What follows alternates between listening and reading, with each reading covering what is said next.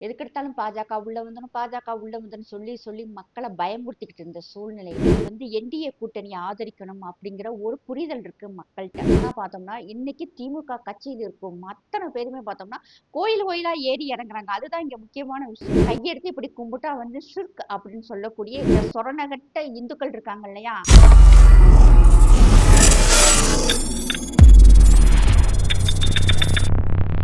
வந்தே மாதரம். சாமானியன் குரல் தேசியவாதிகளுக்கு எனது அன்பான வணக்கங்கள்.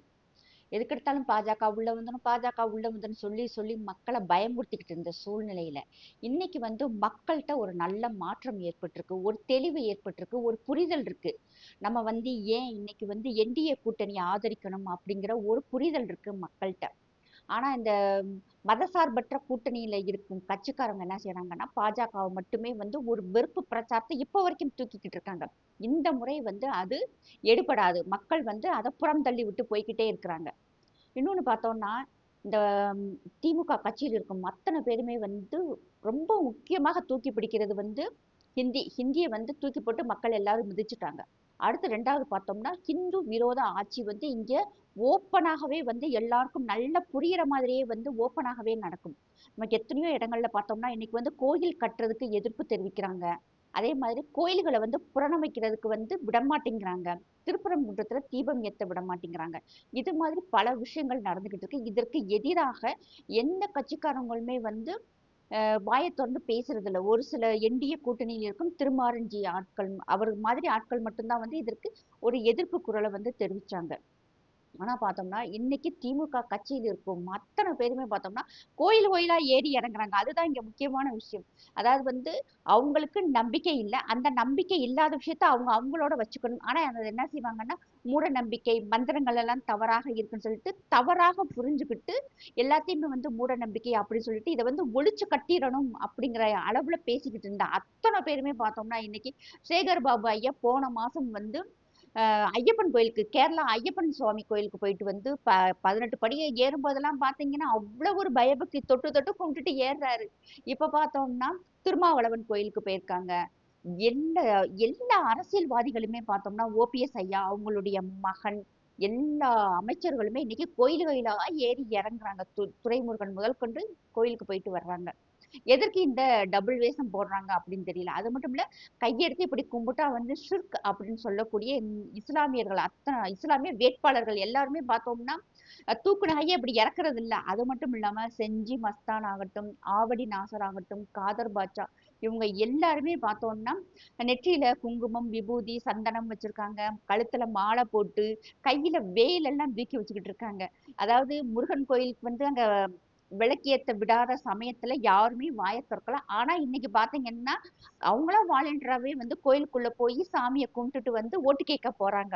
அப்போ உங்களுக்கு எல்லாருக்குமே நம்பிக்கை இருக்கு. இன்னொன்னு பார்த்தோம்னா, இந்து மக்களினுடைய ஓட்டுக்கள் இல்லாமல் இங்கு ஜெயிக்க முடியாதுங்கிறது தான் 100% உண்மை. அதனால என்ன செய்றாங்க, இந்த எலக்ஷன் வர்ற டயத்துல மட்டும் என்ன செய்றதுன்னா, கோயிலுக்குள்ள போயிறது. கோயிலுக்குள்ள போயி, நானும் நல்லவன் அப்படின்னு சொல்லிட்டு அங்க சாமிய ஏமாத்திட்டு வெளிய இங்க மக்களையும் ஏமாத்திட்டு ஓட்டு வாங்கிடுறாங்க. இந்த முறை மக்கள் ஏமாற தயாராக இல்லை. ஏன்னா இப்ப நெறைய மக்கள் பார்த்தோம்னா, இவங்க இப்படித்தான் ஒரு சமயம் நம்மள ஏமாத்திட்டு ஓட்ட வாங்கிட்டு போயிடுறாங்க. அடுத்து தொகுதி பக்கமும் வர்றதில்ல. தொகுதி பக்கம் வராட்டி கூட பரவாயில்ல. ஆனா எங்கள ஒரு சாமி கூட கும்பிட விடாம, ரொம்ப எங்கள டிஸ்டர்ப் பண்றாங்க அப்படிங்கிற மனநிலைக்கு மக்கள் வந்துட்டாங்க. அப்ப அவங்க இத்தன நாள் மக்கள்ட்ட சொல்லி பாஜக உள்ள வந்துரும் அப்படின்னு சொல்லிட்டு, ஒரு பயந்த விஷயம் இன்னைக்கு நடந்திருக்கு. ஏன்னா மக்கள் இன்னைக்கு முருகன் மாநாடு போட்ட சமயத்துல 10 பைசா கூட செலவழிக்காம அத்தன மக்களுமே அவங்களாக தன்னிச்சையாக முருகன் மாநாட்டுல கலந்துக்கிட்டாங்க. அதே மாதிரி திருப்பரங்குன்றம் விஷயம் நடக்கும்போது அத்தன மக்களும் அவங்களாகவே கலந்துக்கிட்டாங்க. இன்னைக்கு மக்கள்ட்ட ஒரு விழிப்புணர்வு வந்துருச்சு. பாஜக அவங்கள தெளிவடைய வச்சிருச்சு அப்படின்னு சொல்லிட்டு எல்லாருக்குமே நல்லா தெரிஞ்சுக்கிட்டு, எல்லாரும் கோயிலுக்கு போய்க்கிட்டு இருக்காங்க. இந்த சமயத்துல மறுபடியும் பார்த்தோம்னா, துணை முதல்வர் உதயநிதி ஸ்டாலின் என்ன சொல்றாங்கன்னா, "சனாதனத்த ஒழிப்பேன் அப்படின்னு சொன்னீங்களே அப்படின்னா, இன்னும் நான் அதிகமா தான் அத பத்தி நான் யோசிக்கிறேன்." அப்படிங்கிற மாதிரி ஒரு வார்த்தை சொல்லிட்டு போயிருக்காரு. பட் இத மக்கள் எல்லாருமே புரிஞ்சுக்கணும். அவங்களுக்கு நல்லா தெரியுது. இங்க ஜாதி அரசியல், மத அரசியல் மட்டும் தான் தமிழ்நாட்டுல அதிகமாக இருக்கு. இப்ப இங்க சிறுபான்மையினர் ஓட்டுகள் ஃபுல்லாவே அவங்களுக்கு தான் போகுது. அந்த திமுக கட்சியில் இருக்கும் அந்த சொரணகட்ட இந்துக்கள் இருக்காங்க இல்லையா? அவங்க அத்தன பேருமே நமக்கு தான் ஓட்டு போடுவாங்க அப்படின்னு சொல்லிட்டு அவர் நம்பிக்கிட்டு இருக்கிறாரு. அதனுடைய தைரியத்துல தான் அவர் சொல்றாரு. ஏன்னா இவங்களுக்கு மக்களுக்கு புரிய மாட்டேங்குது. ஏன்னா நமக்கு கட்சி முக்கியம், நமக்கு உதயநிதி முக்கியம், ஸ்டாலின் முக்கியம் அப்படின்னு அந்த முக்கியம் நினைக்கக்கூடிய அந்த ஆட்கள், அந்த தொண்டர்களுக்கு இந்த கட்சி என்ன செஞ்சுச்சுன்னு பார்த்தா ஜீரோவா தான் இருக்கும். எதுவுமே செஞ்சிருக்காது. அந்த தைரியத்துல தான் மறுபடியும் உதயநிதி இதை ஒரு மாதிரி ரொம்ப சாதாரணமாக பேசிட்டு போறாரு. அடுத்து பார்த்தோம்னா நம்ம ஸ்டாலின் ஐயா சொல்லியிருக்காரு, நான் செஞ்ச சாதனைகள் பார்த்தோம் சொன்னேன்னா இன்னைக்கு ஒரு நாள் பூரா சொல்லிக்கிட்டே இருக்கலாம் அப்படின்னு சொல்றாரு. நாங்களும் அதைத்தான் சொல்றோம். நீங்க இந்த மத அரசியல் பண்ணாம தயவு செய்து நீங்க என்ன சாதனை பண்ணிருக்கீங்க, இந்த 5 வருஷத்துல எவ்வளவு சாதனை பண்ணிருக்கீங்கன்னு சொல்லிட்டு மக்கள்கிட்ட ஓட்டு கேளுங்க. நான் சாதனை செஞ்சிருக்கேங்கிறத சொல்றீங்களே தவிர அடுத்த வார்த்தை நான் இதை செஞ்சேன்னு சொல்லவே மாட்டேங்கிறீங்க. நீங்க ஒரு நாள் ஆகும்னு சொல்றீங்க. ஒன்னும் பிரச்சனை இல்லை. கவர்மெண்ட் எம்ப்ளாயி எல்லாருமே லீவ் போட்டு வீட்டுல இருப்பாங்க. நீங்க சொல்றதை கேட்க வீட்டுல இருக்க ஹவுஸ் ஒய்ஃப் பெண்கள் எல்லாருமே புளிச்சோறு, லெமன் சோறு, தயிர் சோறு ஆக்கி வச்சுட்டு நாங்க எல்லாம் வெயிட் பண்றோம். நீங்க செஞ்ச சாதனைகள் தயவு செய்து சொல்லுங்க. நாங்க சாதனை செஞ்சேன்னு சொல்றீங்களே தவிர என்ன நான் செஞ்சீங்கன்னு சொல்ல மாட்டேங்கிறீங்க. அதை சொல்லுங்க, நாங்க தெரிஞ்சுக்கிறோம். ஏன்னா இப்ப திமுகவுக்கு எதுக்கு ஓட்டு போடணும்னு சொல்லி மக்களுக்கு தெரியணும் இல்லையா? எப்ப பார்த்தாலும் எடப்பாடி ஐயாவை குறை சொல்றது, பாஜகவை குறை சொல்றது, இதை தவிர வேற ஏதாவது எப்ப நான் இந்த 5 வருஷம் நான் ஆண்டேன், உனக்கு இதெல்லாம் செஞ்சிருக்கேன், இதுக்காக எனக்கு ஓட்டு போடுங்க சொல்லி ஒரு 10 பாயிண்ட் சொல்லுங்க. இன்னொன்னு நீங்க சொன்னதுல மிகப்பெரிய பொய் என்ன தெரியுமா? அத்திக்கடவு அவிநாசி திட்டம் நாங்க தான் முடிச்சோம், நாங்க தான் செஞ்சோம் அப்படிங்கிறீங்க. இது மிகப்பெரிய பொய், மிகப்பெரிய குற்றச்சாட்டுன்னு நான் சொல்றேன். ஏன்னா அந்த அத்திக்கடவு அவிநாசி திட்டம் கொண்டு வந்ததே எடப்பாடி ஐயா அவர்கள் தான். சென்ட்ரல் கவர்மெண்ட் நிதியை கூட எதிர்பார்க்காம மாநில அரசின் நிதியை கொண்டுதான் அவர் இதை ஆரம்பிச்சாரு, முடிச்சும் காட்டினாரு. இந்த கிரெடிட் எல்லாமே எடப்பாடி ஐயாவுக்கு தான் போகும். இதனால பல லட்சம் குடும்பங்கள், பல லட்சம் ஏக்கர் விவசாய நிலங்கள் இன்னைக்கு செழிப்பாக இருக்கு. அதனால இன்னைக்கு நம்ம நல்ல முறையில சாப்பிட்டுக்கிட்டு இருக்கோம். இது உங்களுக்கு கிரெடிட்டே இல்லை, ஒண்ணும் இல்லை. இந்த திட்டத்தை பத்தி 4 வரியில் சொல்லுங்கன்னு சொல்லிட்டு மக்கள் கேட்டா நீங்க சொல்லிடுவீங்களா? ஆனா இதே விஷயத்த எடப்பாடி ஐயாட்ட கேட்டோம்னா பேப்பரே இல்லாம 40 நிமிஷம் பேசுவாரு. ஏன்னா அவர் தான் அந்த திட்டத்தை கொண்டு வந்தாரு. எவ்வளவு ஃபண்டுன்னு தெரியும், இதனால எத்தனை கிராமங்கள் பயனடையும் தெரியும், இதனால எத்தனை லட்சம் ஏக்கர் விவசாய நிலங்கள் இன்னைக்கு பொன் விளையும் பூமியாக மாற்றி காட்டியிருக்காரு அப்படின்னு சொல்லிட்டு எடப்பாடி ஐயாவால சொல்ல முடியும். இன்னும் பாத்தீங்கன்னா நதிநீர் இணைப்பு திட்டமுமே அவர்கிட்ட நிறைய திட்டங்கள் கைவசம் இருக்கு. அதனால எடப்பாடி ஐயா 40 நிமிஷம் பேப்பரை பார்க்காம என்னைக்கு கேட்டாலும் சொல்லுவார், எப்ப கேட்டாலும் சொல்லுவார். ஆனா நீங்க உங்களுக்கு அது என்னன்னு சொல்லி கூட உங்களுக்கு அந்த திட்ட ப்ராஜெக்ட் பத்தி கூட உங்களுக்கு அந்த டீட்டெயிலே தெரியாது. ஆனா கொஞ்சம் கூட கூச்சமே இல்லாம, ஒரு குற்ற உணர்ச்சி இல்லாம நீங்க தான் செஞ்சீங்கன்னு சொல்றீங்க. இது தவறான விஷயம். எல்லாத்துக்கும் சென்ட்ரல் கவர்மெண்ட் திட்டங்கள் எல்லாத்துக்குமே நீங்க ஸ்டிக்கர் ஒட்டுனீங்க. அதை கூட மக்கள் மன்னிச்சு ஏத்துக்கிட்டாங்க. ஆனா இந்த விஷயத்த கண்டிப்பாக விவசாய மக்கள் யாருமே ஏத்துக்கிறவே மாட்டாங்க. அதே நேரத்துல எடப்பாடி ஐயா என்ன செஞ்சாரு அப்படின்னு சொல்லி கேக்குறீங்க. எடப்பாடி ஐயா போற இடத்துல எல்லாமே அவர் என்னென்ன சாதனைகள் செஞ்சாரு, அவர் ஆட்சியில இருக்கும்போது என்னென்ன திட்டங்களை கொண்டு வந்தாரு அப்படின்னு சொல்றாங்க.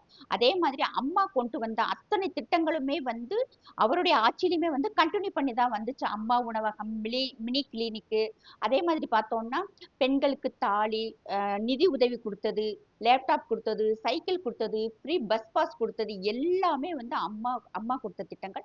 அது அத்தனையுமே எடப்பாடி ஐயாவும் கொண்டு வந்தாங்க. அது மட்டும் இல்ல, அவர் பார்த்தோம்னா அவருடைய 5 வருஷ ஆட்சி காலத்துல கிட்டத்தட்ட 11 மெடிக்கல் காலேஜ் கொண்டு வந்தாங்க, 64 ஆர்ட்ஸ் அண்ட் சயின்ஸ் காலேஜ் கொண்டு வந்தாரு, ஒரு அக்ரிகல்ச்சருக்கு யூனிவர்சிட்டி கொண்டு வந்தாரு, 5 லா காலேஜஸ் கொண்டு வந்தாங்க. அது மட்டும் இல்ல, நீட் தேர்வு கிராமப்புற மாணவர்களுக்கு ஒரு கடினமான சூழ்நிலை மாதிரி அவங்களுக்கு தோணுச்சு. அதை தோன்ற வச்சது நீங்க தான். நீட் ரொம்ப பெரிய விஷயம் சொன்னீங்க. அதுக்காக அந்த கவர்மெண்ட் ஸ்கூல்ல படிக்கிற பிள்ளைகளுக்கு 7.5 இடஒதுக்கீடு கொண்டு வந்தாங்க. இந்த முறை பார்த்தோம்னா 10% இடஒதுக்கீடு கொடுப்பேன் அப்படின்னு சொல்றாரு. கண்டிப்பாக இது சாத்தியமான ஒண்ணுதான்.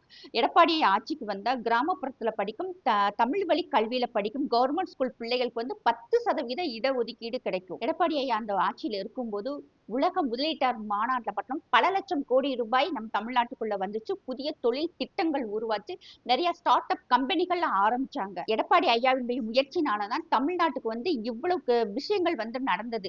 அதுக்கு பிறகு அவர் என்னென்ன கொண்டு வந்தாரோ அதை வச்சுதான் நீங்க தேய்ச்சி ஓட்டிக்கிட்டு இருக்கீங்களே தவிர புதுசாக எந்த விஷயமே நீங்க நடத்தல. இருந்தா நீங்க சாதனைகளை ஒரு நாள் முழுவதும் இல்ல 2 நாள் முழுவதும் கூட நீங்க சொல்லுங்க. அத கேட்கறதுக்கு தமிழக மக்கள் நாங்க ரெடியாக இருக்கோம். தமிழ்நாட்டினுடைய பொருளாதாரத்த வந்து நல்ல முறையில உயர்த்தி குடுத்தாங்க. வேலை வாய்ப்புகள் நல்லா இருந்தது அவருடைய ஆட்சியில. முக்கியமான விஷயம் பெண்களுக்கு பாதுகாப்பு இருந்துச்சு. சட்டம் ஒழுங்கு அவருடைய கண்ட்ரோல்ல தான் இருந்துச்சு. எந்த கட்சிக்காரங்களும் போலீஸ் ஸ்டேஷன்ல போய் உட்கார்ந்து காவலர்கள வந்து அரட்ட மாட்டாங்க, மிரட்ட மாட்டாங்க. இன்னைக்கு அது எல்லாமே வந்து தலைகீழா நடந்துகிட்டு இருக்கு. நீங்க வந்து நான் கொடுத்த வாக்குறுதிய வந்து நான் வாக்குறுதி குடுப்பேன். கொடுத்த வாக்குறுதிய வந்து நானு மறக்க மாட்டேன் அப்படின்னு சொல்லியிருக்கீங்க. கண்டிப்பாக நீங்க மறக்க மாட்டீங்க. ஆனா சொன்ன வாக்குறுதி எதையுமே நீங்க செய்யல. நல்லா யோசிச்சு பாருங்க. மாசம் மாசம் வந்து நீங்க கரண்ட் பில் எடுப்பேன்னு சொன்னீங்க. எடுத்தீங்களா? இன்னைக்கு ரூ. 300 கட்டிக்கிட்டு இருந்தவங்க என்னன்னே தெரியாம ரூ. 1000 கட்டிக்கிட்டு இருக்காங்க. ரூ. 200 கட்டிக்கிட்டு இருந்தவங்க இன்னைக்கு ரூ. 700 கட்டிக்கிட்டு இருக்காங்க. அதே மாதிரி பார்த்தோம்னா ஒவ்வொரு விஷயம் இந்த கரண்ட் பில் விஷயம்னா பெரிய இஷ்யூவா தான் இருக்கு. இதை எல்லாமே வந்து மக்கள் ஓட்டு போடும்போது நம்ம எல்லாம் நினைச்சுக்கிட்டே இருக்கணும். வீட்டு வரி உயர்வு, தண்ணி வரி உயர்வு, எல்லா வரியும் உயர்த்திட்டீங்க. இதுல மதுரை பக்கம்லாம் பார்த்தோம்னா மாடு வளர்க்க டாக்ஸ், ஆடு வளர்க்க டாக்ஸ், கோழி வளர்க்க, நாய் வளர்க்க, பூனை வளர்க்க அத்தனைக்கும் டாக்ஸ் வாங்கிட்டு உங்களுடைய மேயர் எல்லாம் ஒரு சாதாரண மேயர் 200 கோடி ரூபாய் சொத்தை வந்து ஆட்டை போட்டு வச்சிருக்காங்க. மக்களுக்கு தெரிஞ்சது நமக்கு தெரிஞ்சது 200 கோடி. இன்னும் தெரியாம எத்தனை கோடியை வந்து ஆட்டை போட்டு வச்சிருக்காங்களோ. இன்னொன்னு பார்த்தோம்னா சோசியல் மீடியா இவ்வளவு ஆக்டிவா இருக்கிற காலத்திலேயே வந்து மக்களை இந்த அளவுக்கு ஏமாத்துனீங்கன்னா இந்த சோசியல் மீடியா இல்லாம அந்த காலத்துல வெறும் பேப்பர் மட்டுமே நம்பி இருந்த மக்கள் அதே மாதிரி உங்க சேனல்கள் எல்லாமே உங்களுடைய கண்ட்ரோல்ல இருக்கு.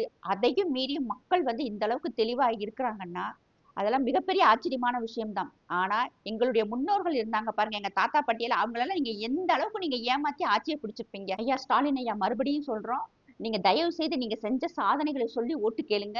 2 நாள் கூட நாங்க வீட்டுல வெயிட் பண்றோம். நீங்க உங்களுடைய சாதனை பட்டியலை சொல்லுங்க, நாங்க கேட்க ரெடியாக இருக்கோம். ஜெய்ஹிந்த், ஜெய் பாரத்.